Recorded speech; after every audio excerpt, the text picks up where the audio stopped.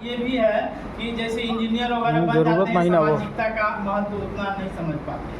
पैसा बहुत कमाते हैं लेकिन समाज और देश के प्रति उतना उन लोग का लगाव नहीं रहता। इसीलिए एनईपी में भी बहुविषय के सिद्धांत को लागू किया गया। तो पहला गुणात्मक शिक्षा का कुछ 3-4 बिंदु है, उस पर हम लोग चर्चा करेंगे। जैसे छात्र केंद्रित शिक्षा। तो छात्र केंद्रित शिक्षा के अंतर्गत ये होता है कि छात्र के अभिवृत्ति और उसके आवश्यकता के अनुसार उसको शिक्षण देना, ताकि उसको ज़्यादा उसका फायदा हो। और साथ ही साथ जब कोई भी शिक्षक कक्षा में प्रवेश करते हैं तो अपने उद्देश्य को लेकर, जिस उद्देश्य को लेकर कक्षा में प्रवेश किए, कक्षा से निकलने के पहले उद्देश्य की जांच कर ले कि हम जो उद्देश्य लेकर आए हैं उसकी पूर्ति हुआ कि नहीं। इसका अर्थ ये हुआ, शिक्षण का अर्थ होता है कि छात्रों विद्यार्थियों में वांछित परिवर्तन, उनके व्यवहार में वांछित परिवर्तन। यदि शिक्षण के बाद विद्यार्थियों में वांछित परिवर्तन हो रहा है तो हम कहेंगे हमारा शिक्षण जो है उद्देश्यपूर्ण रहा, सफल रहा। तो इस तरह से गुणात्मक में विद्यार्थी केंद्रित शिक्षण होता है। दूसरा है तकनीकी। तकनीकी में किसी छात्र का ज्ञान, उसकी क्षमता जो है इस तरह से विकसित किया जाए कि और अधिक आवश्यकता अनुसार उसमें परिवर्तन, आत्मनिर्भर होने की क्षमता विकसित हो जाए। जैसे तकनीकी गुण में ये सब आ जाता है, जितना भी वर्तमान समय में इलेक्ट्रॉनिक्स, जितना उपकरण जो है तकनीकी उपकरण तक, इसका एक ये भी अर्थ है कि तकनीकी उपकरणों का शैक्षिक प्रक्रिया में इस तरह से उपयोग करना कि अधिक से अधिक छात्र को सुलभ हो और साथ ही साथ स्व अधिगम हो और आजीवन सीखने की प्रेरणा मिले तकनीकी साधनों के माध्यम से। और तकनीकी ज्ञान से स्किल, कौशल ये सब विकसित होता है। तो ये आधुनिक युग में तकनीकी पर ज़्यादा फोर्स, दबाव देकर, बल देकर बच्चों को उस तरह से अधिगम कराने का प्रयास किया जाए। तीसरा बिंदु याद आता अनुभवात्मक और गतिविधियों आधारित है। अनुभव के आधार पर बच्चे केवल बोलकर, सुनकर, लिखकर ही नहीं सीखते हैं, बल्कि अनुभव से भी सीखते हैं, गतिविधियों में भाग लेकर भी सीखते हैं। जैसे विज्ञान में प्रयोग करके सिद्धांतों को समझते हैं, गणित में उदाहरणों के आधार पर वस्तुओं के उपयोग करके जोड़ घटाव सीखते हैं, सामाजिक विज्ञान में भूमिका अभिनय करके सीखते हैं, जैसे पर्यावरण के माध्यम से पौधे लगाकर पर्यावरण को सीखते हैं। तो ये गतिविधियाँ आधारित है, मतलब गतिविधियों के माध्यम से बच्चों को इंगेज करके सिखाया जा सकता है। ये गुणात्मक शिक्षा का जो परंपरागत शिक्षा है, केवल हम लोग संज्ञानात्मक पक्ष पर ही बल देते थे, उससे हटकर संज्ञानेतर पक्ष यहाँ पर भी देना है, तभी व्यक्ति के, छात्रों के व्यक्तित्व का विकास होगा। और कौशल क्या होता है कि छात्रों के अंदर ज्ञान के साथ साथ उसमें अधिक क्षमता का विकास करना, जिससे और वो आत्मनिर्भर बन सके। कौशल तो कई तरह के कौशल है, इलेक्ट्रॉनिक तकनीकी कौशल, व्यवसायिक कौशल, ये सब है। और डिजिटल कौशल ज़्यादा उपयोगी है आज के युग में, क्योंकि ऑनलाइन पेमेंट करना, ऑनलाइन भुगतान करना, ऑनलाइन जो फ्रॉड होता है उससे बचने का उपाय करना, तो ये बहुत आवश्यक है बच्चों को डिजिटल कौशल के बारे में बताना, क्योंकि आधुनिक युग में व्यक्ति का जीवन उसी पर निर्भर हो गया है।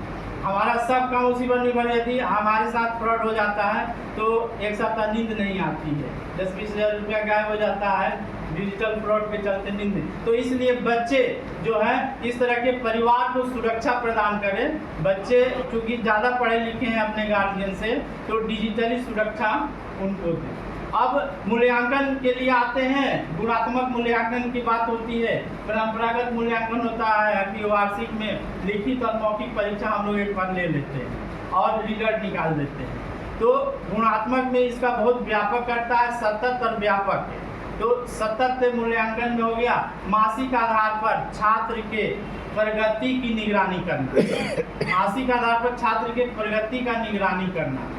और व्यापक मूल्यांकन में है जो संज्ञानेतर मतलब शिक्षा के अलग जो व्यक्तित्व होता है, जैसे हाई स्कूल के परफॉर्मेंस बनता है, पोर्टफोलियो बनाना, वो हो गया व्यापक मूल्यांकन। मतलब केवल पढ़ाई लिखाई नहीं, उसके अलावा उसको मित्रों के साथ क्या संबंध है। जैसे आप 360 डिग्री मूल्यांकन आ गया है। 360 डिग्री मूल्यांकन में बच्चों के स्वयं का क्या मूल्यांकन है, उसके सहपाठी का क्या विचार है, फिर गार्जियन का क्या विचार है, फिर शिक्षकों का क्या विचार है। तो ये व्यापक मूल्यांकन में आ जाता है 360 डिग्री मूल्यांकन। ये अभी लागू होने वाला है। तो ये व्यापक मूल्यांकन गुणात्मक शिक्षा विद्यार्थियों को बहुमुखी विकास में सहयोग प्रदान करता है। साथ ही साथ देखते हैं बहुविषयक और बहुभाषिक, जो न्यू एजुकेशन पॉलिसी में 2 विषय जोड़ा गया है। बहुभाषिक मतलब त्रिभाषा फॉर्मूला को लागू किया गया था पहली शिक्षा नीति 1968 के तहत।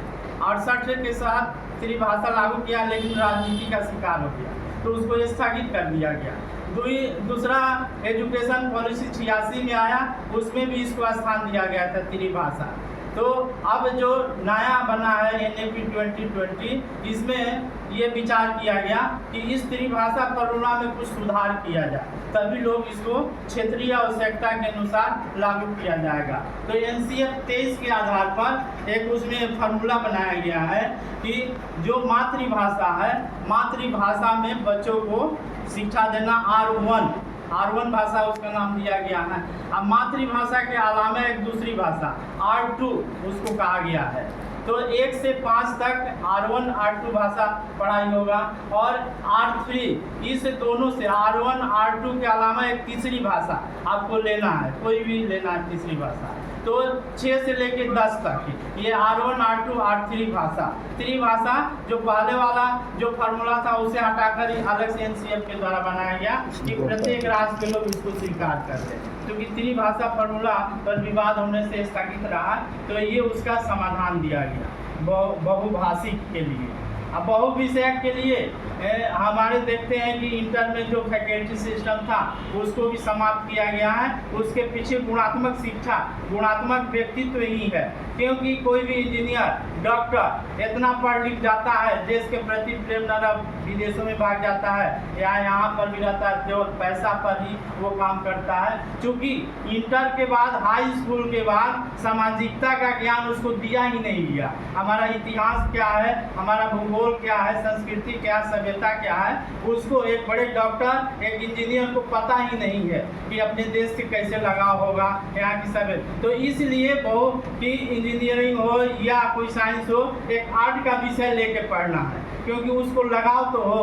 तो ये बहुविषय का प्रावधान गुणवत्तापूर्ण शिक्षा के लिए ही किया गया। अब अगला है रचनात्मक और आलोचनात्मक शिक्षण। गुणवत्ता शिक्षा में रचनात्मक और आलोचनात्मक। रचनात्मक का अर्थ ये होता है कि कोई भी छात्र है उसका अपना अनुभव, पूर्व ज्ञान और नई जानकारियों के आधार पर निर्णय करना, नया सीखना, ठीक ना। कोई यदि सामाजिक समस्या है, उस समस्या को अपना निर्णय करके सीखता है, सामाजिक समस्या, तो उसको रचनात्मक कहेंगे कि रचनात्मक गुण का विकास हो रहा है इसमें।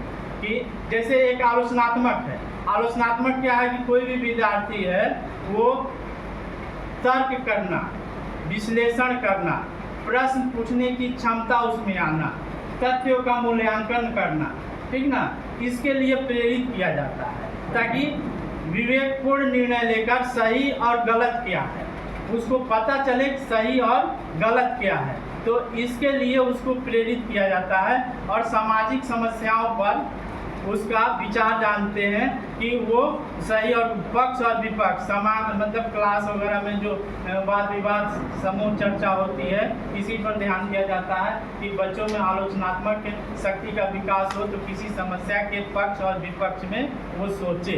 तो ये व्यक्तित्व की बहुमुखी विकास के लिए रचनात्मक और आलोचनात्मक शिक्षण पद्धति आवश्यक होता है। तो ये सैद्धांतिक है। अब इससे के आधार पर हम लोग अपने विद्यालय में कितना लागू करते हैं।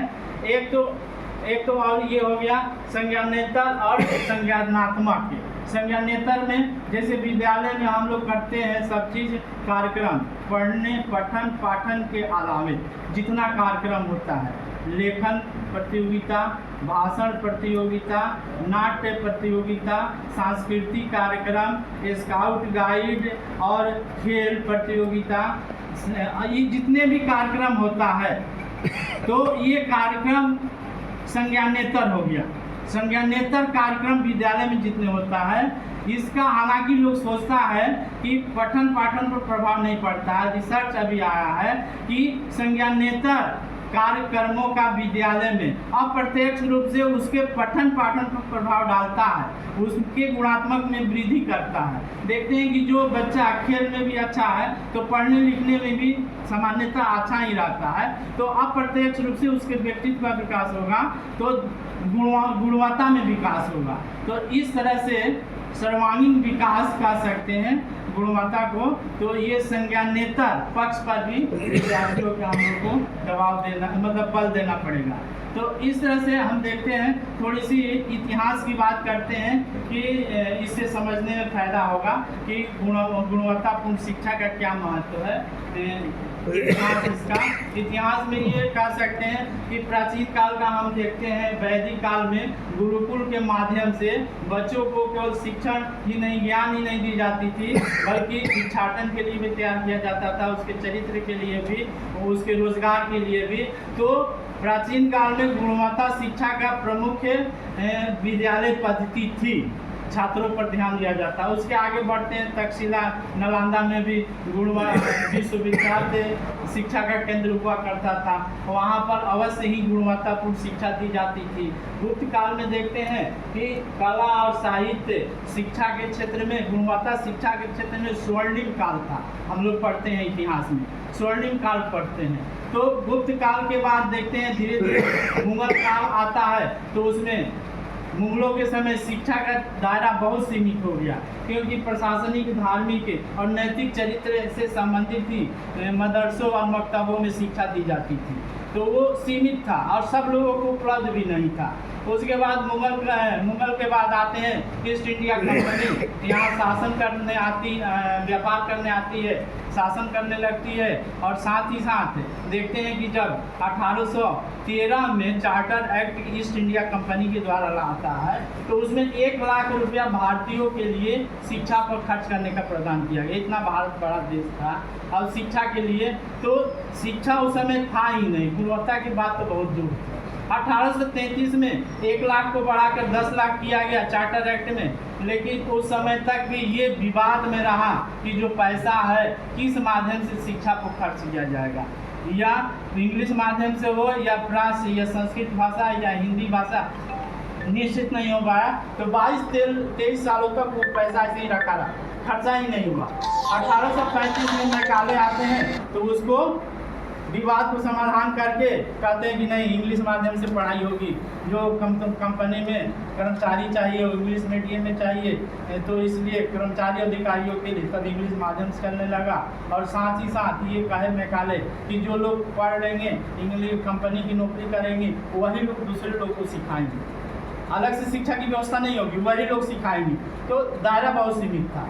तो इसके बाद 1854 में वुड डिस्पैच आता है, वो उसको कहते हैं हम लोग ये शिक्षा का मैग्ना कार्टा है। क्यों मैग्ना कार्टा है? क्योंकि वुड साहब ने पहली बार प्राइमरी एजुकेशन प्रत्येक क्षेत्र में विद्यालय खोलने के लिए सिफारिश की। प्राइमरी विद्यालय खोलने के लिए 1854 ने सिफारिश की है।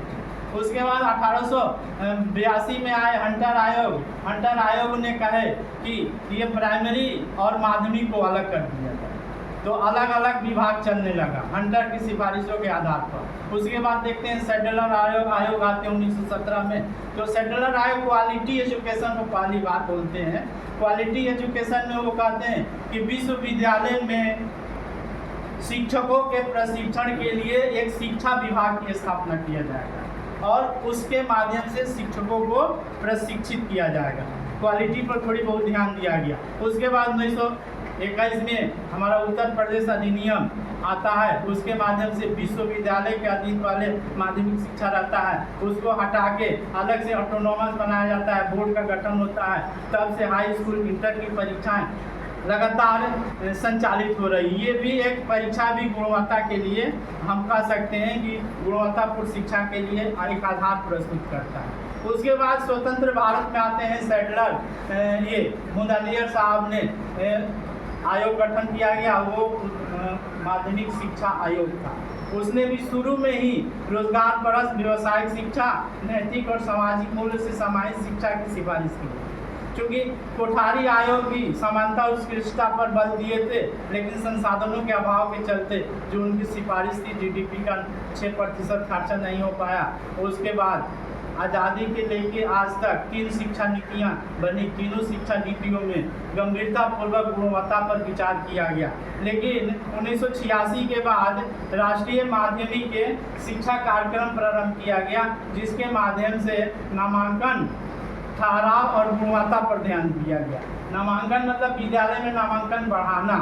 वर्तमान समय में नामांकन की स्थिति ये है कि 8वीं पास करके 9th में एडमिशन लेने वालों की 60% है, 11th में एडमिशन लेने वालों की 58% राष्ट्रीय स्तर का है ये डाटा नीति आयोग का। लेकिन उत्तर प्रदेश का थोड़ा बहुत ये भी होगा। तो नामांकन भी 100% माध्यमिक में नहीं होता है, तो वो हम लोग को उसको आगे ले जाना है। तो माध्यमिक के शिक्षा कार्यक्रम के तहत नामांकन, ठहराव और गुणवत्ता पर ध्यान दिया गया विद्यालयों की जो अधिसंरचना था उसका विकास के लिए। इसके बाद समग्र शिक्षा केंद्र सरकार के द्वारा जारी किया गया। समग्र शिक्षा NEP जो नीतियों के द्वारा भी शिक्षा का जो विकास होता है केंद्र सरकार की योजना रहती है। साथ साथ दीक्षा जो पोर्टल होता है जिसे ऑनलाइन विद्यार्थी और शिक्षकों को सामग्रियाँ मुहैया कराया जाता है, दीक्षा कार्यक्रम प्रशिक्षण किया जाता है, वो कार्यक्रम हो गया। और राज्य सरकारों के द्वारा प्रोजेक्ट अलंकार के माध्यम से विद्यालयों की स्थिति सुधारने का राज्य सरकार के द्वारा क्या प्रयास किया गया है। व्यवहारिक नकल विहीन शिक्षा, नकल विहीन शिक्षा के माध्यम से गुणवत्तापूर्ण शिक्षा विद्यार्थी पढ़ेंगे तो पास करेंगे, ये भी एक आधार है उसका। और साथ ही साथ देखते हैं NCERT पाठ्यक्रम लागू किया गया, योग शिक्षकों की नियुक्ति हुई, पहचान पोर्टल लागू किया गया जिस पर पूरी माध्यमिक विद्यालयों की डाटा शिक्षक और छात्रों का उसमें समावेश किया जाता है, कभी समय भी उसको देख सकते हैं। ये राज्य सरकार का प्रयास है। और इसके बाद देखते हैं विद्यालय स्तर पर प्रधानाचार्यों की भूमिका बहुत अहम होती है। पूरे विद्यालय का आंतरिक क्षेत्र में सर्वे सर्वा होता है। विद्यालय की कोई भी गतिविधियाँ प्रधानाचार्य से ही होकर गुजरता है, तो इसलिए प्रधानाचार्य विद्यालय की हीरो होते हैं। जैसे पानी का जहाज का एग्जाम्पल देते हैं कि यदि उसका इंजन पानी का जहाज है तो उसी तरह विद्यालय का इंजन प्रधानाचार्य। तो उत्तर प्रदेश माध्यमिक शिक्षा अधिनियम में भी जो उसको लागू करने के लिए विनियमावली बनाया गया है, विनियमावली की अध्याय 1 के 10वें बिंदु पर प्रधानाचार्य जिलों के अधिकार और शक्तियों का पूरा विस्तृत वर्णन दिया गया है। ये लोग हनुमान जी हैं, याद दिलाना पड़ता है कि आपको ये भी शक्ति है, ये भी शक्ति है। बहुत ज़्यादा शक्ति दिया गया अधिनियम के माध्यम से प्रधानाचार्यों का। प्रधानाचार्य चाहे तो विद्यालय को कायाकल्प कर सकते हैं यदि उनकी इच्छा हो तो इस तरह से देखते हैं। थोड़ी सी चर्चा कर देते हैं, थोड़ा पढ़े हैं। तो प्रधानाचार्यों का शैक्षिक नेतृत्व में देखते हैं क्या क्या उनका अधिकार है। पहला है कि विद्यालय में शिक्षण की गुणवत्ता की निगरानी करना। क्या कोई शिक्षक क्या पढ़ा रहा है उसकी भी निगरानी करने का अधिकार है प्रधानाचार्य को। शिक्षण की गुणवत्ता शब्द दिया है, गुणवत्ता में बहुत कुछ आता है। दूसरा है पाठ्यक्रम की क्रियान्वयन की निगरानी करना। क्या शिक्षक कोई पाठ्यक्रम पढ़ा रहा है, कहाँ तक पढ़ाया, इसकी प्रगति की भी जायजा लेने का अधिकार है। और शिक्षकों को मार्गदर्शन करना, सलाह देना, ये भी अधिकार है। अब शिक्षक अपना ईगो ना ले कि प्रधानाचार्य जी बड़ा विद्वान है हमको बताने आज, लेकिन नहीं, उनको अधिकार है, कानून के द्वारा ये अधिकार दिया गया है। प्रशासनिक अधिकार प्रधानाचार्य जी का क्या है, विद्यालय का संचालन करना, ठीक से समय सारणी का लागू करवाना कि समय सारणी ठीक से हो रहा है। विद्यालय में कोई कार्यक्रम और परीक्षाओं का कुशल संपादन करना, ये भी प्रधानाचार्य जी लोग का ही है। तो इस तरह से हम देखते हैं। और अनुशासन, विद्यालय की अनुशासन प्रधानाचार्य जी लोग ही कमेटियाँ बना के शिक्षकों के माध्यम से करते हैं। तो अनुशासन की निगरानी, नैतिक मूल्यों का उत्थान भी प्रधानाचार्य जी लोग ध्यान देते हैं। साथ ही साथ छात्र कल्याण, गरीब छात्रों के कल्याण के लिए प्रधानाचार्य जी लोगों को अधिकार मिला है। इसके साथ ही साथ और भी कई काम है, जैसे देखते हैं समाज में अभिभावकों से संबंध स्थापित करना। समाज में अभिभावकों से प्रधानाचार्य जी लोग का है कि देखिए इससे कई फायदे हैं। यदि पीटीए होता है, मतलब शिक्षक और अभिभावकों की मीटिंग होती है, तो हमें कई फायदा मिलता है। एक तो अभिभावक जो होते हैं शिक्षण प्रक्रिया में सक्रिय सहभागिता निभाते हैं। हम लोग नहीं बुलाते हैं, बात अलग है, लेकिन कॉन्वेंट विद्यालय अभिभावकों को जानबूझकर बुलाती है कि अपने बच्चों को वो देखे कि बच्चा घर पर पढ़ रहा है कि नहीं और डेली विद्यालय आ रहा है कि नहीं, सक्रिय भागीदारिता। तो ये बहुत आवश्यक है प्रधानाचार्य जी लोग कि अभिभावक और शिक्षकों को मीटिंग बुलाएं। बुलाने से हमें क्या होगा, विद्यालय में ठहराव बढ़ेगा। और बच्चे जो होमवर्क करके नहीं आते हैं तो गार्जियन घर पर उसको होमवर्क कराएंगे। दो लोग अक्सर हम लोग 2-4 होते हैं कक्षा में, जैसे कल ही पढ़ा रहे थे हम, होमवर्क दिए तो होमवर्क कोई बच्चा 40 बच्चा में कोई भी होमवर्क करके नहीं आया। तो ये क्या शो करता है, एक तो बच्चे की उदासीनता और गार्जियन की लापरवाही, गार्जियन भी समय नहीं दे। तो ये पीटी उसके द्वारा ही इसका समाधान किया जा सकता है। और साथ ही साथ प्रधानाचार्य जी लोग जो विद्यालय में शिक्षा संज्ञानेतर कार्यक्रम जो होता है, संज्ञानेतर कार्यक्रम पठन पाठन के अलावा जो अभी चर्चा सैद्धांतिक रूप से किया गया है, विद्यालय में भाषण प्रतियोगिता, लेखन प्रतियोगिता, चित्रकला प्रतियोगिता, स्काउट वगैरह, गेम्स वगैरह, सांस्कृतिक कार्यक्रम, ये सब कार्यक्रम होता है। प्रधानाचार्य के बिना पहल का कोई भी शिक्षक पहल नहीं करता है। यदि प्रधानाचार्य जी लोग ड्यूटी देते हैं शिक्षक को तो शिक्षक करेंगे, अब पहल ही नहीं होगा तो वहाँ पर नहीं होता है। तो इसमें प्रधानाचार्य जी लोग को बहुत ज़्यादा पहल करनी पड़ती है बच्चों के गुणात्मक विकास के लिए। बस 2-4 मिनट बोल के अब खत्म करेंगे, एक आध को है तो और है कि प्रधानाचार्य जी लोग को बहुत सहानुभूतिपूर्वक कार्य करना चाहिए, सहानुभूतिपूर्वक कार्य करना चाहिए। जैसे एक एग्जाम्पल याद आ रहा है कि 1973 में APJ अब्दुल कलाम को नेतृत्व दिया गया था SLV-3 को प्रक्षेपण का, मिसाइल छोड़ने का। बहुत दिक्कत के बाद उनका नेतृत्व मिला था, लेकिन SLV आप लोग जानते होंगे कि वो 79 में असफल हो गया, ठीक ना। असफल होने के बाद अब तो अगला कार्यक्रम उनको मिलने वाला नहीं था क्योंकि इतना पैसा लगा, असफल हो गया। तो तुरंत इसरो के अध्यक्ष सतीश धवन जी थे, उन्होंने इस कार्यक्रम जो असफल हो गया SLV अपने जिम्मे ले लिए कि मेरे चलते ही यह सफलता हुई। तो इस तरह से देखते हैं बहुत APJ अब्दुल कलाम मतलब वो हो गए, स्तब्ध हो गए, मतलब मेरी गलती है, वो अपना गलती को ले ली, ताकि उनके बाद में उनका नेतृत्व मिला मिसाइल के लिए, तब मिसाइल मैन के नाम से प्रसिद्ध हुए, भारत की रक्षा पंक्ति को मजबूत किए और साथ ही साथ राष्ट्रपति भी बने। तो इस तरह से हम देखते हैं प्रधानाचार्य जी लोग को धैर्य और संयम के साथ रिएक्ट करनी चाहिए। बहुत महत्वपूर्ण पॉइंट है ये, हम बता रहे हैं प्रधानाचार्य जी लोगों को बड़ी धैर्य और संयम के साथ रिएक्ट करनी चाहिए, समाज के लोगों के साथ, शिक्षकों के साथ। क्यों? क्योंकि एक एग्जाम्पल से इसको समझने का प्रयास करते हैं। क्योंकि एक माँ 8 महीने के बच्चे के साथ रह रही थी, एक नेवला पाली हुई थी और वो पानी लाने नेवले को इशारा में करी कि मेरे बच्चे को रक्षा करना, हम बाहर जा रहे हैं पानी लाने। तो बाहर चली गई, उसी बीच एक सांप आया, घर में घुस गया। अब घर में घुसने का बच्चे की तरफ जाने लगा, नेवला की नज़र पड़ी सांप पर, तो वो तुरंत नेवला और सांप का आमना सामना हुआ, बहुत दोनों में संघर्ष हुआ। नेवला सांप को छत की छत करके मार देता है, वो मर जाता है और खून से लथपथ हो जाता है, नेवला बाहर आता है, तब उसकी मालकिन उधर से बाल्टी में पानी लेकर आती है।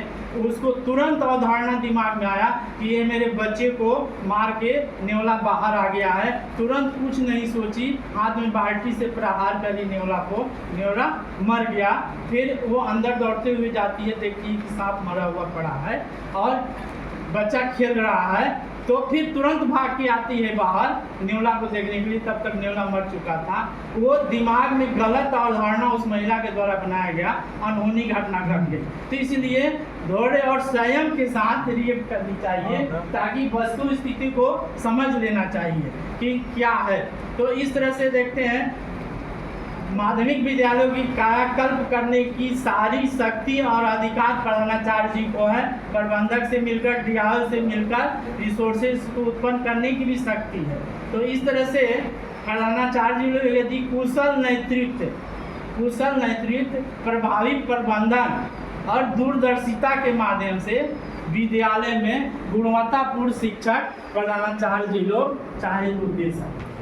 तो इस तरह से शिक्षा का अर्थ ज्ञान ही नहीं है, बल्कि जीवन की तैयारी होती है। क्या होता है? जीवन की तैयारी। और जीवन की तैयारी गुणवत्तापूर्ण शिक्षक से ही होता है। और गुणवत्तापूर्ण शिक्षा ही सतत विकास और समृद्ध समाज की कुंजी। तो इस तरह से प्रधानाचार्य जी लोग की भूमिका अहम हो जाती है सैद्धांतिक और व्यवहारिक पहलू पर। हालांकि उत्साह उतना नहीं था, थोड़ा कुर्सियाँ भरी रहती तो उत्साह और ज़्यादा रहता था। कई पॉइंट हम अपने संबोधन का कट कर दिए हैं, क्योंकि प्रतीक जी को भी जाना है। हम अब प्रतीक जी को आमंत्रित करते हैं कि आए अपना बहुमूल्य विचार हम लोगों को उपलब्ध कराएं। आइए सर, आपको सादर आमंत्रित है। माइक को खराब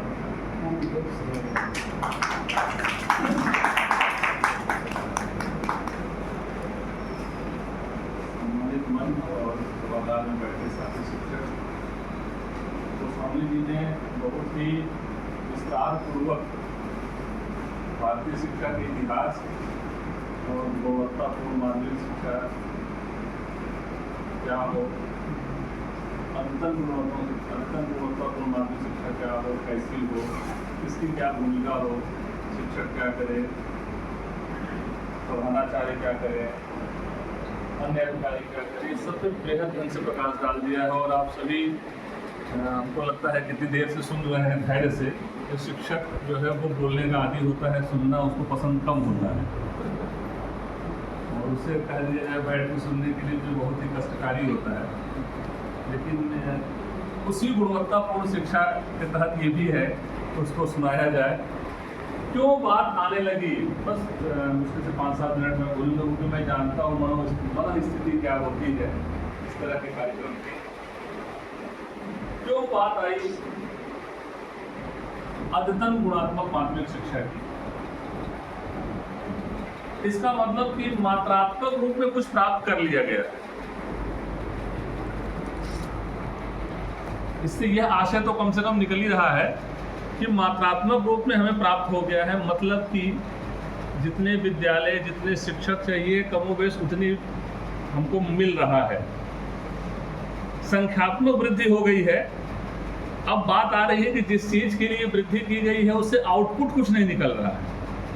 मास्टर है, बच्चा है, बिल्डिंग है, कुर्सी मेज है, कम है ज़्यादा है इसकी बात हो सकती है, लेकिन आउटपुट कुछ नहीं है, मिल कुछ नहीं रहा है। धीरे धीरे deterioration of level of education. पहले हम लोग कहते थे कि 1980 के पहले के हाई स्कूल पास हैं बहुत अच्छे होंगे। मैं अभी बोल रहा हूँ, कुछ दिनों बाद लोग कहेंगे सन 2000 के पहले के हाई स्कूल पास है बहुत अच्छे होंगे। और आने वाले दिनों में अगर यही स्थिति रही तो लोग ये भी कहेंगे कि 2020 में जो कोरोना में प्रमोट किया गया उसके पहले वाला में बहुत अच्छा होगा। अब आप कल्पना करिए कि शिक्षा कहाँ जा रही है। हमारी मांगे बहुत हैं, परिस्थितियां भी हमारे अनुकूल नहीं है, लेकिन फिर भी हम जो प्रोड्यूस कर रहे हैं, जो उत्पाद हम दे रहे हैं, वो कैसा है? तमाम प्रश्न आएंगे। बच्चे विद्यालय में नहीं आते हैं, कुर्सी मेज नहीं है, बैठने की व्यवस्था नहीं है, पानी नहीं, सब कुछ सही है। बच्चे विद्यालय में नहीं आते हैं तो क्यों नहीं आते? हमारे आपके कारण नहीं आते। आज मोबाइल हम लोग यूज करते हैं, एक भी ऐसा कंटेंट जो मोबाइल पे हमें पसंद न हो उसको स्क्रॉल करने में फ्रैक्शन ऑफ सेकंड का समय लगता है, उसको हम आगे बढ़ा देते हैं क्योंकि हमें अच्छा नहीं लग रहा है। जो हमें पसंद है वो हम देखेंगे, उसको हम सुनेंगे। इसका मतलब कि जो कुछ भी हम कह रहे हैं या सुना रहे हैं वो सामने वाले के पसंद का नहीं है। अगर पसंद होगा तो आएगा। तो जो परोसा जाए बच्चे को, अगर शिक्षा को खाने के रूप में थोड़ी देर से ले लिया जाए तो उसके मन पसंद का होगा तो आएगा ही आएगा। अब हमें सरकारी नौकरी मिल गई या प्राइवेट नौकरी मिल गई, अब तो ऐसे ही जीवन कटना है। और ये कहानी सिर्फ आपकी नहीं है, ये कहानी मेरी भी है। इस तरह का सेमिनार कर लें, 2-4 बातें हम कर लें कि हम ऐसा होना चाहिए, यही तो बोला जाता है। कोई ये नहीं कहता कि मैं ऐसा कर दूंगा या मैं ऐसा कर रहा हूं। तो ये जो गुणवत्तापूर्ण की बात की जा रही है अद्यतन की, ये तब संभव है जब यहाँ पे खड़ा होने वाला व्यक्ति ये कहे कि मैं ऐसा कर रहा हूं, तो सामने वाला उसको फॉलो कर पाए।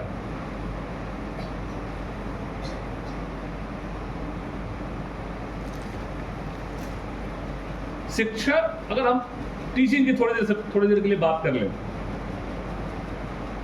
तो हम क्या कर रहे हैं? हम विद्यालय में जाते हैं, अगर हम अपने आप को अच्छा शिक्षक मानते हैं कि अगर हम पाठ्यक्रम पढ़ा दिए, हम अपने आप को अच्छा शिक्षक मानते हैं कि हमारे क्लास का बच्चा जो है वो 90% बच्चा जो है 90% से ज़्यादा अंक प्राप्त कर लिया, तो एक सर्टिफिकेशन मिल जाता है। तो क्या उससे गुणवत्ता आएगी?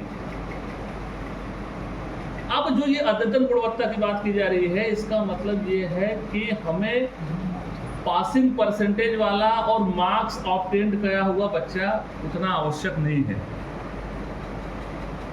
क्योंकि उसमें तो वो सफल हो जा रहा है। हम पढ़ाएं ना पढ़ाएं, वो कोचिंग से सफल हो जा रहा है, घर वालों के तरीके से सफल हो जा रहा है, नहीं तो और भी दूसरे तरीके से सफल होने को उससे सफल हो जा रहा है। अब तो ये कह रहे हैं कि हम बच्चे को अगर